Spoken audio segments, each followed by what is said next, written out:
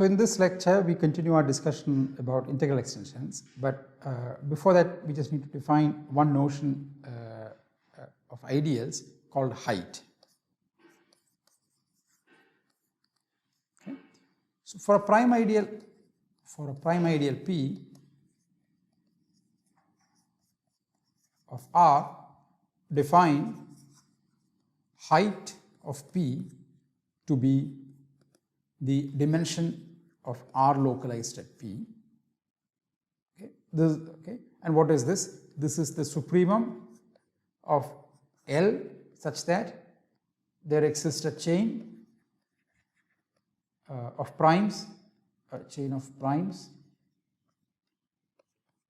P0 strictly inside P1 and PL, and that is strictly inside P. Here it could be equal, and in fact one should allow for equality in the supremum. Okay, so that is just because primes inside RP are precisely, they correspond to primes with this property. Okay, so these are strict inequalities, and here one would allow the last one to be equal to P. So such this is called height of a prime, and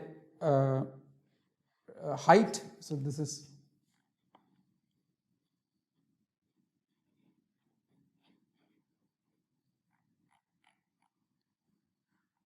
this is height of I.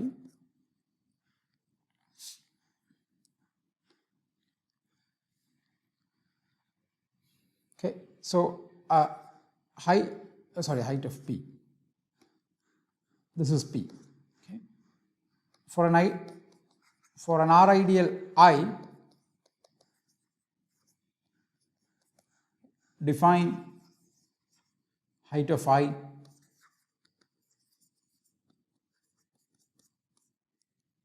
to be, which we denote by HT, I to be the infimum of height of P, where P is inside P contains I. Okay, so we define. So this is the height of an ideal. Okay, and for all P, height of P plus dimension of R mod P equals is less than or equal to dimension of R. Okay, so why is that? Height of P measures length, a supremum of lengths of a chain that starts from somewhere below a minimal prime and goes up to P. Dimension of R mod P will start from 0 of R mod P, and because it's a domain, 0 of R mod P, and then go up to a maximal ideal. But inside R, it is the same as starting from P and going to a maximal ideal. So on the left side, okay, this involves a chain of primes through P. Well, the right side doesn't. It could take any chain. So clearly, any chain that gets counted in this calculation on the left side also gets counted on the while calculating the right side. So we get, and this is a supremum, so we get this inequality. And it's a fact that this is not equality in general.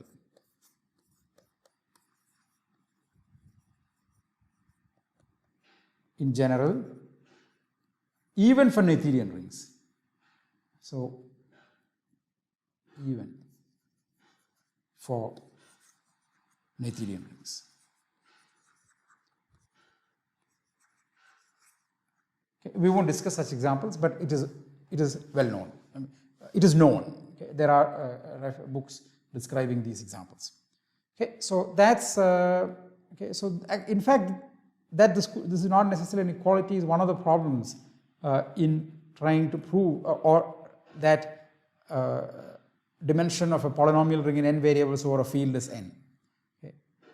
In fact, this is true. The equality is true in those rings, but one needs to prove that first, or one would just be going in circles. Okay.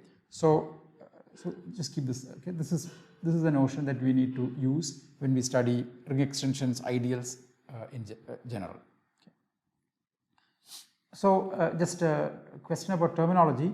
Some books might refer to this height as codimension, but it's a slight misnomer. So in the sense that it might give us the impression that we are talking about the difference of the dimensions. This is the dimension of some ambient space. This is the dimension of some subspace, and we're talking about the difference when you use the word codimension. So we will stick to you with the terminology as height. So one should just keep this in mind when. Some books do refer to this as codimension,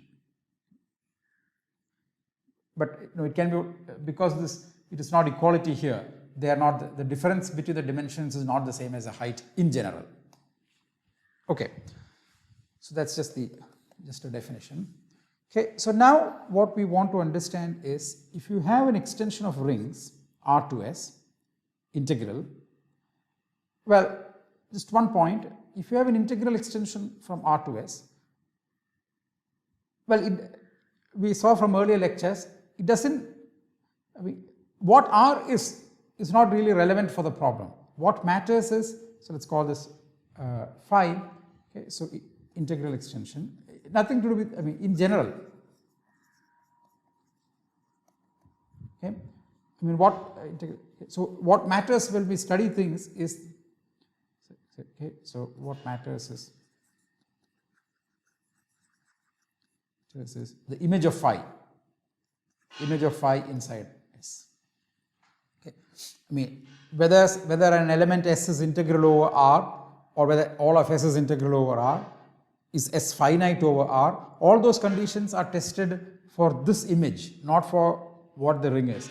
Okay, you could add many things in the ring and then put all of them in the kernel. It is not going to affect the nature of this map. It is not going to affect the nature of the questions that we study when we look at integral extensions. Okay, so what matters is this. So hence we will assume that R is inside. Hence take R inside S. Okay, so this is what.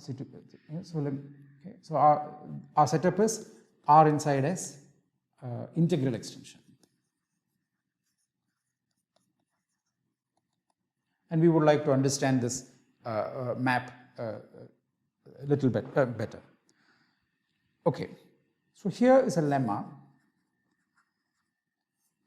and so this is a topic in commutative algebra where we see certain techniques come on and on again, which in the sense that localize, go modulo this, and this. Okay, this is one where many arguments one does localize this first or go modulo this prime ideal, then prove it, and that sort of thing. This is one place where one sees them for the first time quite a bit. Okay, so hence the following lemma is a sort of the base case for many arguments. Assume that S is a domain.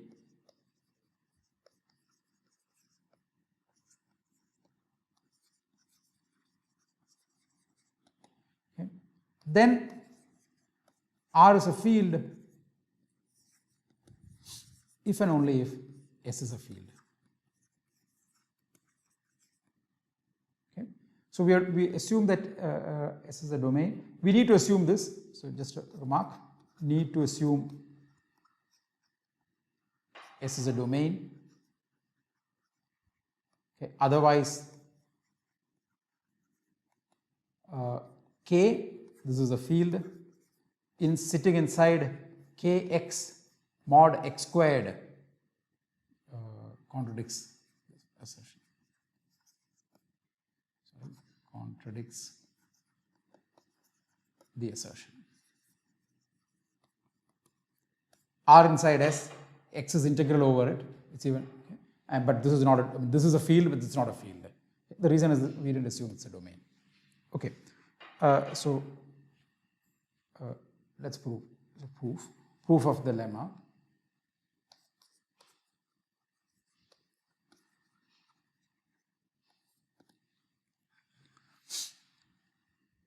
Let so this is the if direction. If S is a domain, then R is a domain. If S is a field, R is a field. So let R be inside R but not 0. Okay.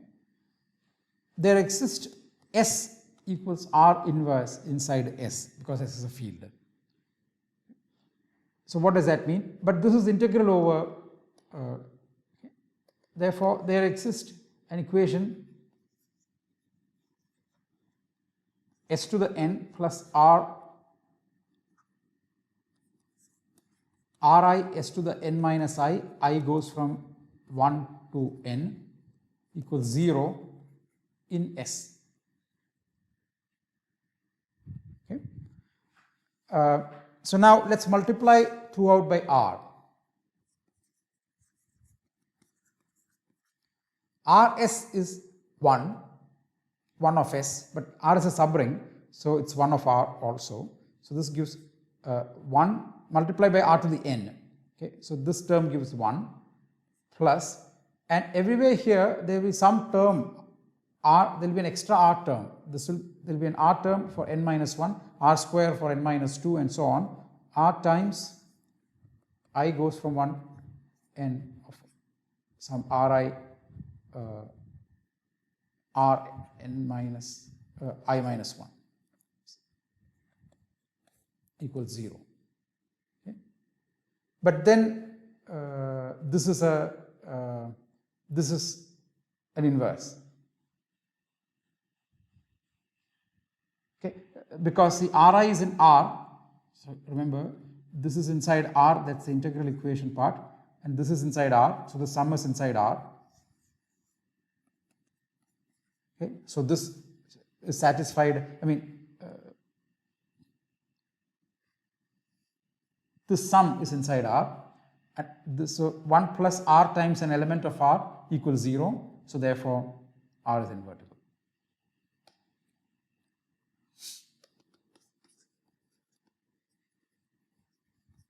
Sorry, therefore R is invertible in R. Okay, so that's a few. Now only if. Okay. So let S be inside S. Again, there is some S, there exists some equation S to the n plus R1 S to the n minus 1 up to Rn equals 0 in S. Ri inside R for R. Okay. Now, among all such expressions,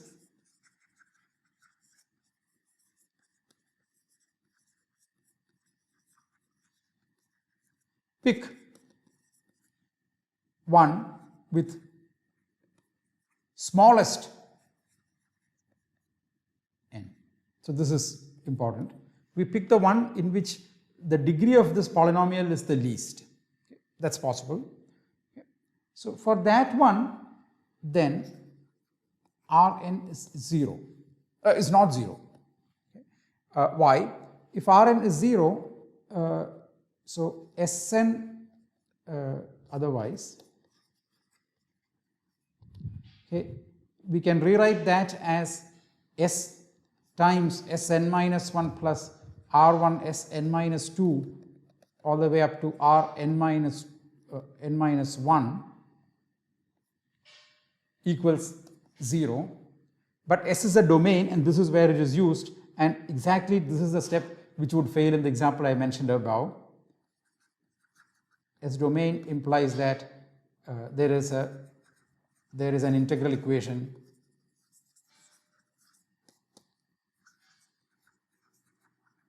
of smaller degree. Okay, so this is where domain is used. Okay. So now we can rewrite this. So this was the expression. So we can take Rn to this side, and then this is okay. So this similar way we write S times Sn minus 1 plus R1 Sn minus 2 all the way up to Rn minus 1 equals minus Rn. Okay. but this is invertible. Okay, so this is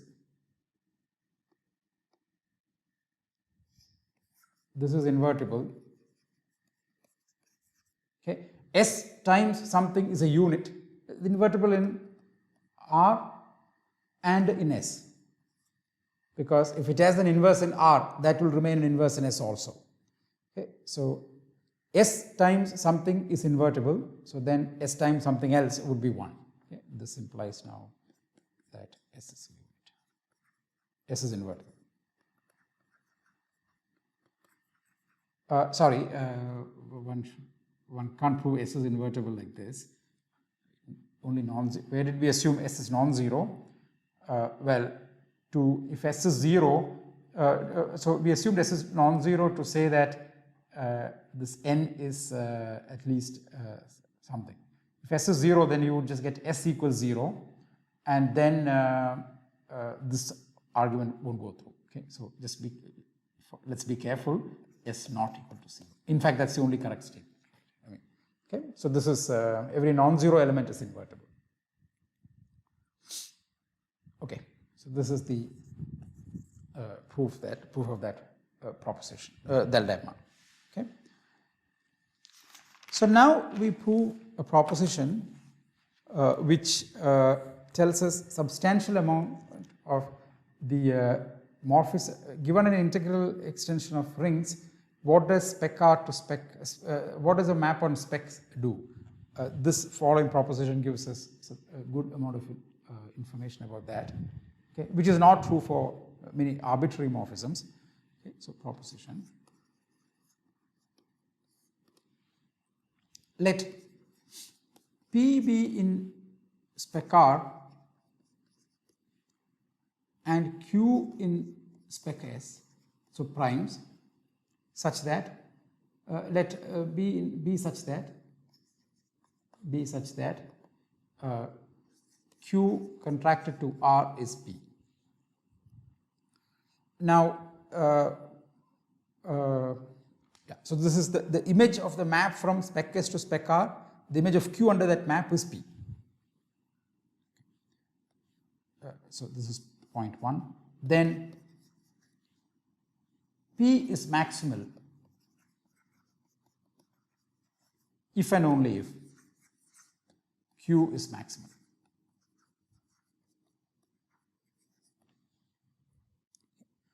Two. Suppose we have two Q1 inside Q2 in spec R. So let Q1 inside spec in Q2 in spec R be such that they contract to the same prime ideal below. Q1 intersect R equals Q2 intersect R. Okay. Then Q1 equals Q2. Okay. So this is sometimes called, some textbooks might refer at least informally as incomparability.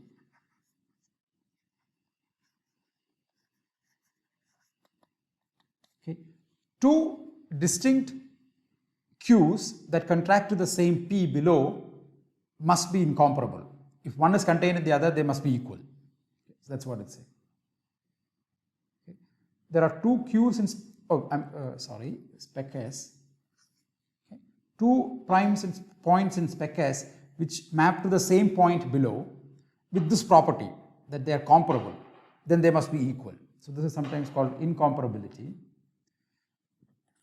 And 3, this is sometimes called lying over.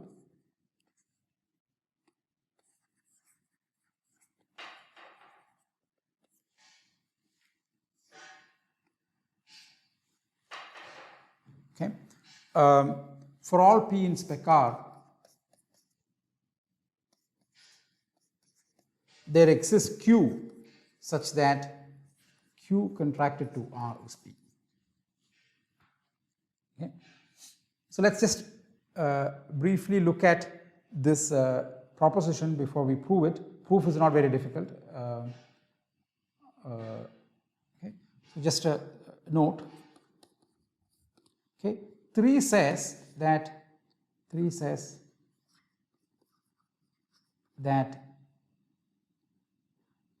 the map spec S to spec R is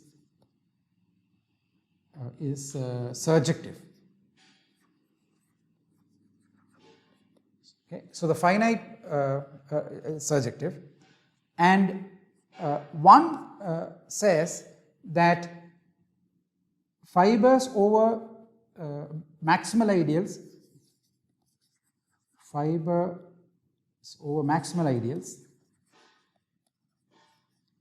ideals of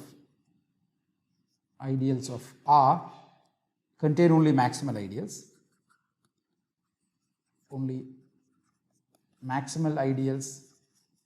of S, and every maximal ideal of S maps to a maximal ideal of R.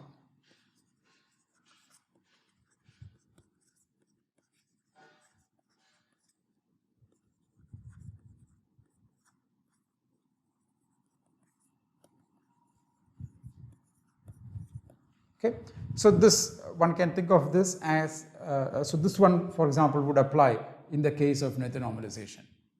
So this is one thing to so one nice property about these maps. Okay, so proof. As I said, the proof is not very difficult. It is just okay. So what are we given? We are given an integral extension of maps like this, and we want to prove that. So then we are given some q inside here and a p inside here, and this maps to, I'm drawing the arrow not as a map of sets, but now think of it as a point inside spec S. Okay, so maybe I just like this. Okay, so this curly arrow here denotes the map in spec S in the opposite direction. Q goes to P. Okay, but Q is, remember, is just a point in spec S. Yeah. So with this thing we can look at S mod Q and R mod P. That's because P is Q contracted to R.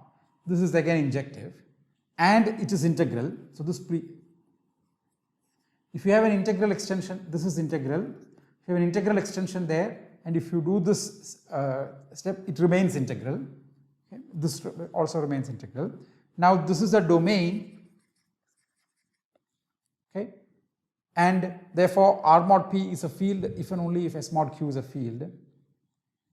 Therefore R mod P is a field if and only if S mod Q is a field, and this is equivalent to saying P is maximal, and this is equivalent to saying Q is maximal. Okay, so this proves one. Proof of 2. Okay, so let's write P. So this is the statement where two prime ideals of S contract to the same prime ideal of R, and Q1 is inside Q2. Okay. And we want to show that that's an equality. Okay, so let's invert. Let's invert elements outside P. Okay, so we have R2S and not an inclusion. This gives a map from R localized at P to R minus P inverted inside S. Okay, so this is P itself. P extended to S need not be a prime ideal. Its complement. Complement of the extension of P need not be multiplicatively closed. What we are inverting is just those elements of R that are outside P. Okay, so we invert this. So this is integral. Please check that this is also integral. Now P is a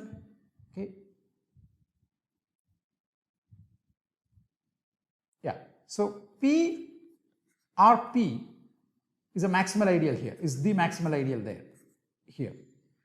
Okay, so notice that, so let's call this ring S prime, this local, after this inverting, call it S prime. Q1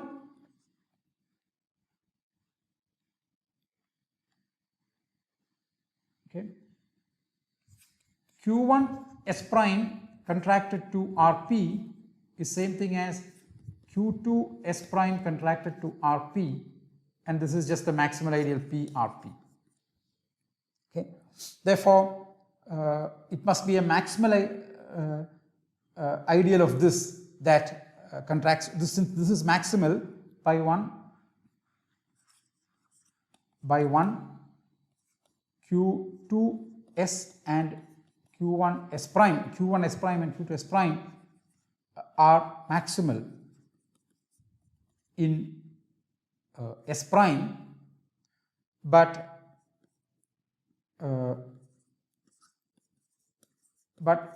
Q1 S prime is inside Q2 S prime, but this implies, because both are maximal, it implies that Q1 S prime is equal to Q2 S prime, but using the correspondence between primes in a localization, and this one says Q1 is equal to Q2. Okay. So all that is being, so we localize here, and then we are now looking over things that map onto the maximal ideal here. Therefore, the primes here also must be maximal ideal in the fiber, and but then there cannot be a strict containment between them. Okay, and this is preserved under localization, so you can go back to the original case. Right. Okay, so 3. Okay.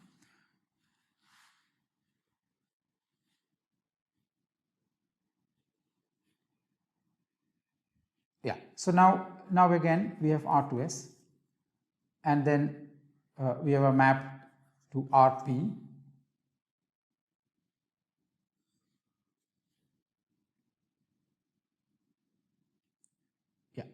to again the same ring R minus P inverse S. Okay. This is again integral, and we observed that a maximal ideal here can only contract to a maximal ideal here. Okay. So every maximal ideal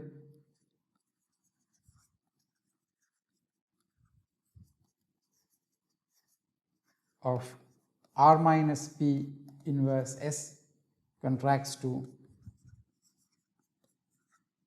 PRP, which is the unique maximal ideal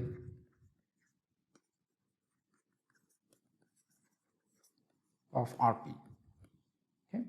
And but then, okay, so let's go back to this diagram. We have a maximal ideal here which contracts to PRP here, and here it would contract to R to P, but going this way, so we start with the maximal ideal here. We can contract from here, from this corner to this corner, in two different ways. You can contract like this or contract like this. We would get the same result. And so contract like this, we would get PRP and then P, and contract like this, we'll get some Q and then to P. Okay, so contract maximal ideal of R mod P, R minus P inverted in S to get Q in spec S such that Q contracted to R is P. So this is the, and as we mentioned earlier, the last part says that the map is surjective. Okay.